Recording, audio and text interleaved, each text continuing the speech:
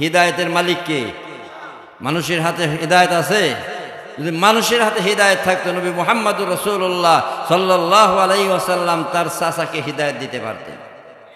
চাচা মৃত্যু সজ্জায় যখন শায়িত, আল্লাহু আকবার, আল্লাহ নবী বলছিলেন, চাচা একবার আমার কানে কানে এই মন্ত্রটা শুনাইয়া দেন। কোনটা? লা ইলাহা ইল্লাল্লাহু মুহাম্মাদুর রাসূলুল্লাহ সাল্লাল্লাহু আলাইহি, একবার আমার কানে কানে শুনাই দেন, আপনার বেহেশতের জামিন আমি হয়ে যাব। আল্লাহ তাআলা সঙ্গে সঙ্গে আয়াত নাযিল করলেন, ইন্নাকা লা তাহদি মান আহবাবতা ওয়ালাকিন্নাল্লাহা ইয়াহদি মান ইয়াশা। হে আমার বন্ধু, আমার হাবিব, আমার দোস্ত, হিদায়েত আমি কোনো মানুষের হাতে ছেড়ে দেই নাই। আপনি যাহাকে ইচ্ছা হিদায়েত দিতে পারবেন না। ওই কপাল পোড়া সারা জনম হিদায়েতের রাস্তায় অগ্রসর হয় নাই, মৃত্যুর সময় তার নসিবে হিদায়েত হবে না। আমার হাবিব, আমি যাকে ইচ্ছা তাকে হিদায়েত দিতে পারি, তবে হিদায়েত পাওয়ার জন্য শর্ত হলো হিদায়েতের রাস্তায় অগ্রসর হওয়া লাগবে। আপনি যদি আল্লাহর দিকে আধ হাত অগ্রসর হন, আল্লাহ আপনার দিকে এক হাত আগাই আসবে। আপনি যদি আল্লাহর দিকে হেঁটে হেঁটে যান, আল্লাহ রব্বুল আলামিন আপনার দিকে দ্রুত চলে আসবেন। আল্লাহর রহমতি বরকতে কোলে তুলে নেবেন। চিৎকার দিয়ে বলেন আল্লাহু আকবার। আল্লাহ রব্বুল আলামিনের এই সংবাদ শুনে আল্লাহ নবী মুহাম্মদ সাল্লাল্লাহু আলাইহি ওয়াসাল্লাম বললেন, তবে আমার চাচার কি অবস্থা হবে? ও মালিক গো, আমি জানতে চাই। আল্লাহ রব্বুল আলামিন জানিয়ে দিলেন, আমার বন্ধু, আপনার খাতিরে আপনার চাচাকে আমি লঘু শাস্তি দেব, হালকা শাস্তি দিব, হালকা শাস্তি দেব। খুতবাতুল আহকামের মধ্যে লঘু শাস্তির কথা এসে যে আল্লাহ তাকে লঘু শাস্তি দিবেন, তাকে দুইটা আগুনের জুতা পরাইয়া দিবে। ওই আগুনের জুতা পরানোর সঙ্গে সঙ্গে মাথার তালু টাস টাস করিয়া ফাটিয়া ফুটন্ত ডেক্সির পানির মতন মগজ টকবক টকবক করে উতলাইতে থাকবে। আর ওই ব্যক্তি বলবে, মালিক, এত কঠিন শাস্তি বুঝি তুমি আর কাউকে দাও নাই। এইটা হলো হালকা শাস্তি। আর বাড়ি শাস্তি, কঠিন শাস্তি কি পরিমাণ হবে আমার আল্লাহই ভালো জানেন। কথা ঠিক কিনা? এই জন্য বাজানরা আমার, হিদায়েতের জন্য মুহতাজ হওয়া লাগবে। কথা ঠিক? এখানে যারা আসছেন এই মানুষগুলাকে এখন আল্লাহ তাআলা দরবারে ঘোষণা হচ্ছে আপনার হলো জান্নাতি মানুষ। এই জান্নাতের বাগিচায় কোনো জাহান্নামীরা আসতে পারবে? দুনিয়ার জান্নাতের বাগিচায় আসার মতন সুযোগ থাকার পরেও যে ব্যক্তি আসতে পারবে না, ও হলো পোড়া কপালের দল। এই জন্য মাঝে মধ্যে আমি বলি, বাজান, পোড়া কপাল কোনো দিন, কথা কন না কেন, রাগ হইছেন নি আমার? পোড়া কপাল কোনো দিন, দুনিয়াতে যে যত করবে চালাকি, কবরে গেলে বুঝবে তার জ্বালাটা কি। কথা ঠিক কিনা? দুনিয়াতে চালাকি করে যান, কবরে গেলে বোঝা যাবে তার জ্বালাকি। কথা ঠিক কিনা বন্ধুগণ আমার? এই জন্য আমি অনুরোধ করব, যারা আশপাশে এখনো ঘোরাফেরা করছেন, অতি সত্বর ময়দানে পৌঁছাইয়া যান। আল্লাহ রাব্বুল আলামিন আমাদেরকে এই জান্নাতের মেহমান হিসাবে কবুল করে। আল্লাহ আকবার। মুসাফির, যুক্তিবাদী সাহেব মুসাফির আসছে ঢাকার থেকে, মুসাফিরের দোয়া আল্লাহ ফেরত দেন। মুসাফিরের দোয়া আল্লাহ ফেরত দেয় না। আল্লাহ রাব্বুল আলামিন কবুল ও মঞ্জুর করে নেন। সবাই বলেন আমিন। আমি আয়াতে কারিম তিলাওয়াত করেছি, হাদিস তিলাওয়াত করেছি, সংক্ষেপে 2-4টি কথা বলার চেষ্টা করব। এরপরে ইনশাআল্লাহ হুজুর স্টেজে চলে আসবেন। আল্লাহ রাব্বুল আলামিন, আমি কোরআন শরীফের থেকে প্রথম দিক থেকে তিলাওয়াত করেছি সূরা বাকারা, আলিফ লাম মিম। এর অর্থ একমাত্র আল্লাহ ছাড়া কেউ জানে না।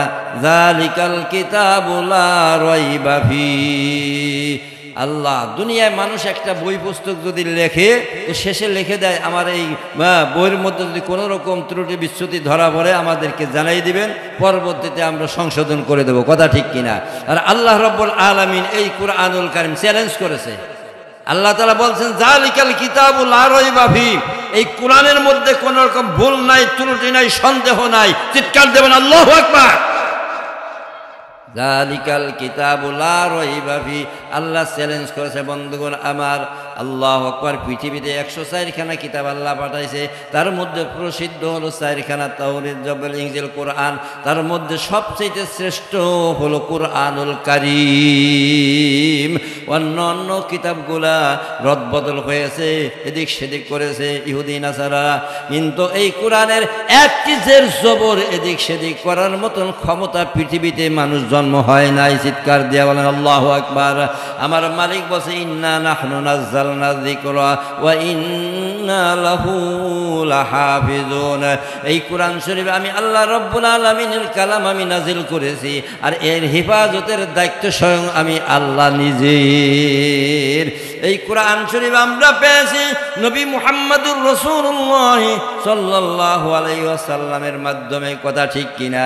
আল্লাহর নবী ওই হীরা গুহায় জাবালে নূর যেই জায়গায় ধ্যান করতেন, ওই জায়গায় যায় 2 রাকাত নামাজও পড়ে আসছি বন্ধুগণ আমার। এত এমন জায়গা বন্ধুগণ আমার গেলে মনে হয় থরথর করে পরাণ ডাকাবে।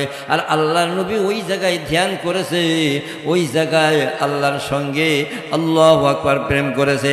আল্লাহ রাব্বুল আলামিন এই নবীকে, এই নবীর উম্মতদেরকে সম্মানিত করার জন্য, দামি করার জন্য আল্লাহ রাব্বুল আলামিন নবী মুহাম্মদ সাল্লাল্লাহু আলাইহি ওয়াসাল্লামকে সবক দিলেন। বন্ধুগণ আমার, পৃথিবীতে এমন কোনো মানুষ জন্ম হয় নাই নবীকে শিক্ষা দিতে পারে। স্বয়ং শিক্ষক হলো আমার আল্লাহ, মাধ্যম হলো জিবরাইল আমিন। চিৎকার দিয়ে বলেন আল্লাহু আকবার। স্বয়ং শিক্ষক হলো আমার আল্লাহ, মাধ্যম হলো জিবরাইল আমিন, আর ছাত্র হলো নবী মুহাম্মদুর রাসূলুল্লাহ সাল্লাল্লাহু আলাইহি ওয়াসাল্লাম।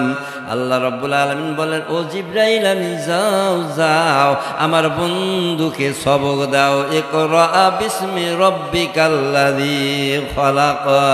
যাও আমার হাবিবকে, আমার বন্ধুকে যাও সালাম দিয়া এবং তাকে পড়তে বলো। আল্লাহর নবী মুহাম্মদুর রাসূলুল্লাহ সাল্লাল্লাহু আলাইহি ওয়াসাল্লামকে সালাম দিয়া জিবরাইল আমিন বললেন, হুজুর আল্লাহ আমাকে পাঠিয়ে দিয়েছেন, আপনি পড়েন ওই প্রভুর নামে যেই প্রভু সৃষ্টি করেছে। সৃষ্টি করছে কে? কে কে? আল্লাহকে। আল্লাহ আমার রব, বলেন আল্লাহ আমার রব, এই রবই আমার সব। কথা ঠিক কিনা?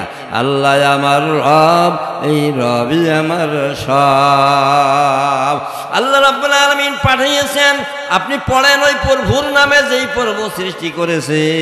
আল্লাহ আল্লাহর নবী মুহাম্মদ সাল্লাল্লাহু আলাইহি ওয়াসাল্লাম বলেন, মা আনা বিকারিন, আমি তো পড়তে জানি না, আমি কোনো মাদ্রাসায় পড়ি নাই, কোনো মসজিদে পড়ি নাই, কোনো আমার ওস্তাদ নাই, আমি তো পড়তে পারি না। একবার, দুইবার, তিনবার বলার পরে জিবরাইল আমিন আল্লাহকে বলে, মালিক আপনার বন্ধু তো পড়তে পারে না। আল্লাহ রাব্বুল আলামিন বললেন, হে আমার জিবরাইল, আমার বন্ধুর বুকের সঙ্গে বুক মিলাই একটু চাপ দাও। আল্লাহু আকবার। আমার বন্ধুর বুকের সঙ্গে মিলাই একটু চাপ মারো, মুলাকাত করো। একটু মুলাকাত করার সঙ্গে সঙ্গে 5টি আয়াত মুখস্থ হইয়া যায়। এইরকম ভাবে বন্ধন আমার দীর্ঘ 23 বছর পর্যন্ত এই কোরআন শরীফ নাজিল হয়েছে। কয় বছর? দীর্ঘ 23 বছর পর্যন্ত পূর্ণ কোরআন শরীফ আল্লাহর নবী মুহাম্মদুর রাসূলুল্লাহ সাল্লাল্লাহু আলাইহি ওয়াসাল্লামের মাধ্যমে আমরা পেয়েছি। এই কোরআন পাওয়ার কারণেই তো এই নবীর উম্মতের দাম আল্লাহর দরবারে সবচাইতে বেশি। এই নবীর উম্মত জান্নাতে না যাওয়া পর্যন্ত কোন নবীর উম্মত জান্নাতে যাওয়ার অধিকার পাবে না। আল্লাহ তাআলা কোরআন শরীফের মধ্যে বলে, ওয়ালাকাদ কাররামনা বানি আদম, আমি বনি আদমদেরকে সবচেয়ে শ্রেষ্ঠত্ব করিয়া সম্মানিত করে আমি আল্লাহ রব্বুল আলামিন জগতে পাঠাইছি। এই কোরআন শরীফ যেই ব্যক্তি পড়বে, আল্লাহু আকবার 3 লক্ষ আল্লাহু আকবার 22,200 এই অক্ষর আছে এই কোরআন শরীফের মধ্যে। কোনো ব্যক্তি যদি একবার এই কোরআন শরীফ খতম করতে পারে, 36,86,060টা নেকি তার আমলনামা লেখা হয়ে যাবে। 36 লক্ষ আল্লাহু আকবার 86,060টি নেকি তার আমলনামায় লেখা হয়ে যাবে। সুবহানাল্লাহ। আর এই কোরআন যার অন্তরের মধ্যে থাকবে, এই দেহে জাহান্নামের আগুন স্পর্শ করবে না। এই কোরআন পড়িয়া কোরআনের ইজ্জত দিয়ে মানুষ আল্লাহর ওলি হইয়া যায়, আর এই কোরআনের অবমাননা করে মানুষ পশুতে পরিণত হইয়া যায়। বন্ধুগণ আমার, বিশর হাফি নামে একজন মদ করছিল। ও মদ পান করতে সবসময় মস্তি অবস্থায় থাকতো।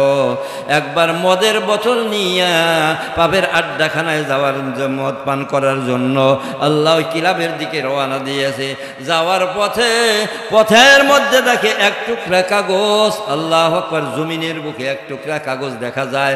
আল্লাহ আকবার, কাগজের দিকে তাকাইয়া দেখে ওই কাগজের মধ্যে লেখা বিসমিল্লাহির রহমানির রহিম। আল্লাহর রহমান রহিম নাম লেখা দেখিয়া বিশরের অন্তরের মধ্যে কেমন যেন একটু চিন্তা ভাবনা হলো, আর সর্বনাশ, আল্লাহর নাম, ইসমে জাতের নাম আল্লাহু আকবার এই জমিনে পড়িয়া থাকবে, কত মানুষ পাড়াবে, অবমাননা হবে। না না, এটা করতে দেওয়া যাবে না। এক হাতে মদের বোতল, আর এক হাতে ওই টুকরাটুকু উঠাইয়া মুখে বুকে চুমু খাইয়া বাড়ির দিকে বেগ করেছে। বাড়ি যাইয়া সুন্দরভাবে তাকের উপরে যত্ন করিয়া ওই কাগজের টুকরাটা লাগতেছে। মা জননী বলে, বাবা বিশর, এত যত্ন করিয়া বাজান তুমি কি জিনিস রাখতেছো? কয়, মা গো, জমিনে এক টুকরা কাগজ আমি পেয়েছি, এই জমিনের কাগজের মধ্যে লেখা আল্লাহর রহমান রহিম নাম। আল্লাহু আকবার। অবমাননা হবে না, হইতে দেওয়া যাবে না। এই জন্য আমি কাগজ টুকরা উঠাইয়া মুখে বুকে চুমু খাইয়া সুন্দর করিয়া তাকের উপরে রাখতেছি। বিশরের মা বলে, বাবা বিশর রে, বুঝেছি আমার মাওলাই বুঝি তোরে কবুল করে নিছে। আল্লাহু আকবার। আবার মদের বোতল নিয়ে পাপের আড্ডাখানার দিকে আবার রওনা দিয়েছে। আল্লাহু আকবার। কিলাবে যাইয়া ওই যুবকেরা একসঙ্গে মদ পান করে আড্ডা করে। বন্ধুগণ আমার, ওখানে যাই আবার মদ পান করে মস্তি অবস্থায় পড়িয়া রয়েছে।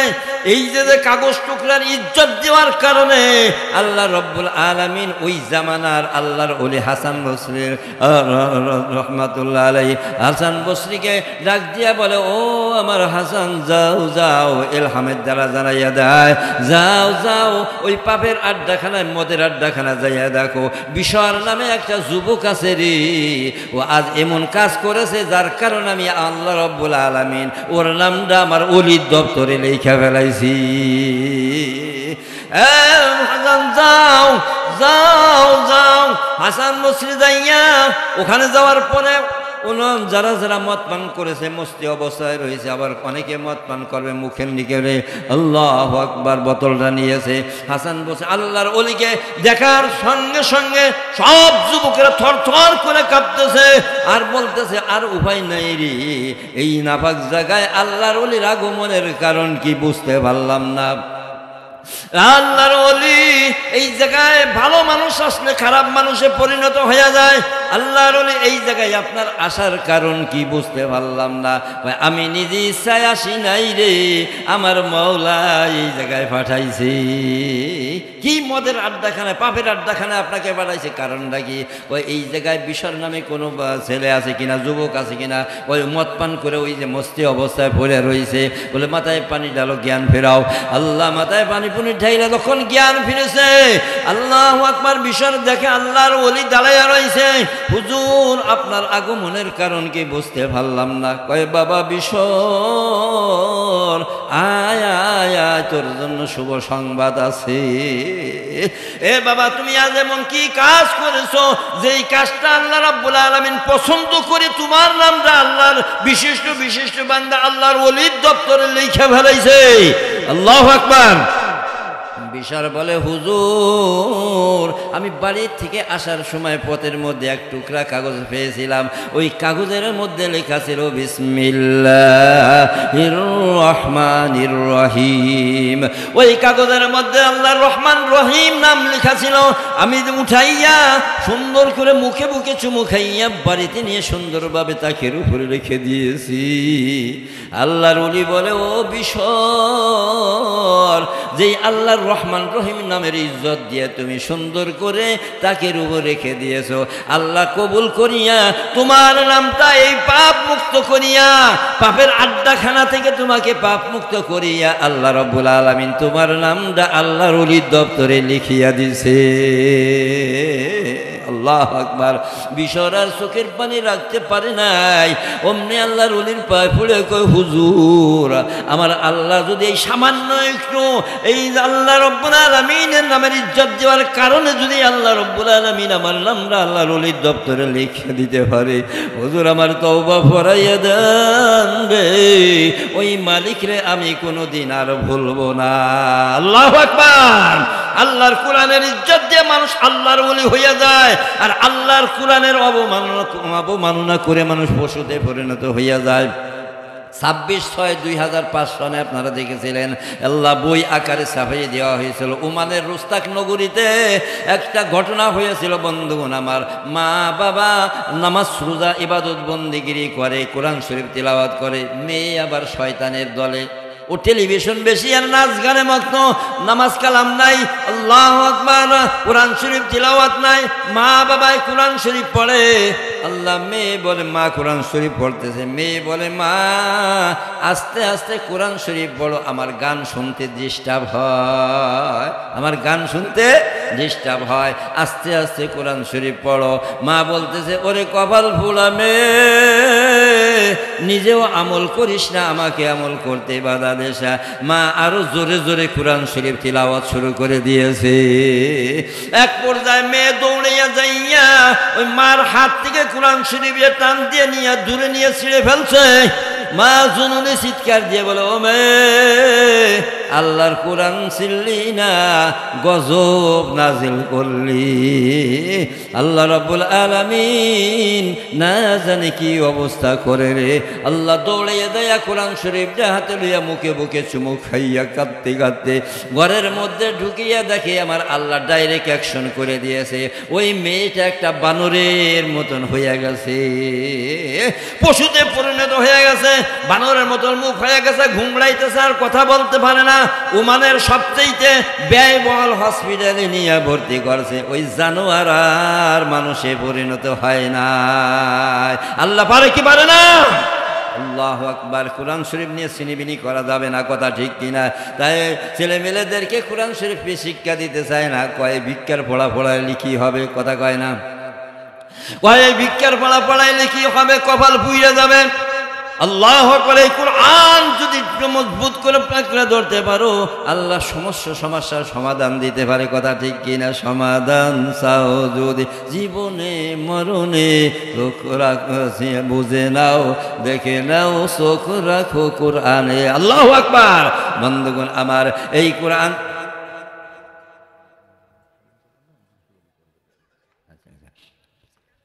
আল্লাহু আকবার সমাধান দিবে কিসে? কিসে দিবে? আল্লাহর কোরআনের সমাধান যেই জায়গায় আছে ওই জায়গায় শান্তির অভাব নাই, কথা ঠিক কিনা বন্ধুগণ আমার?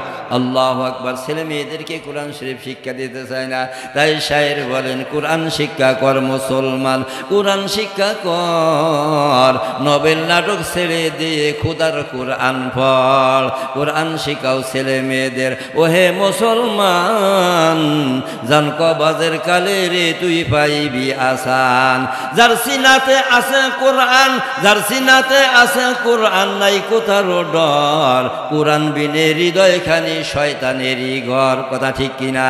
কোরআন মোদের মাথার মুকুট, কোরআন মোদের মূল, আল্লাহর কোরআন ছাড়বে যারা হারাবে দকুল। এই কোরআনের মধ্যে সমস্ত সমস্যার সমাধান দেওয়া আছে কি নাই? এই কোরআন মোতাবেক যদি আমরা জীবন যাপন করতে পারি, আল্লাহর রহমত বরকত নাজিল হইয়া যাবে, কোনো জিনিসের অভাব থাকবে না। আল্লাহর সঙ্গে যদি হইয়া যায় ভাব, কোনো জিনিসের হবে না অভাব। আল্লাহর সঙ্গে নাই রে ভাব, এইটাই হলো মূল অভাব, কথা ঠিক কিনা? আল্লাহর নবী মুহাম্মদুর রাসূলুল্লাহ সাল্লাল্লাহু আলাইহি ওয়াসাল্লাম যখন কোরআন শরীফ তিলাওয়াত করতেন, কাফেরেরা রাত্রেবেলা চতুর্দিক দিয়ে এসে ঘেরাও করে শুনতো। শুইনা শুইনা অনেক কাফেরেরা মুসলমান হইয়া যাইতে লাগলো। এরপরে বড় বড় কাফেরেরা ওরা মিটিং করলো, এই নবী সাহেবের কোরআন শরীফ কেউ শুনতে পারবে না, শুনতে বলে তাকে কঠিন বিচার করা হবে। আল্লাহু আকবার। কোরআনের মধ্যে আসছে ওয়াকালাল্লাযীনা কাফারু লা তাসমাউ লিহাযাল কুরআন ওয়ালগাউ ফীহি লাআল্লাকুম তাগলিবুনা। আল্লাহু আকবার। তোমরা কোরআন শরীফ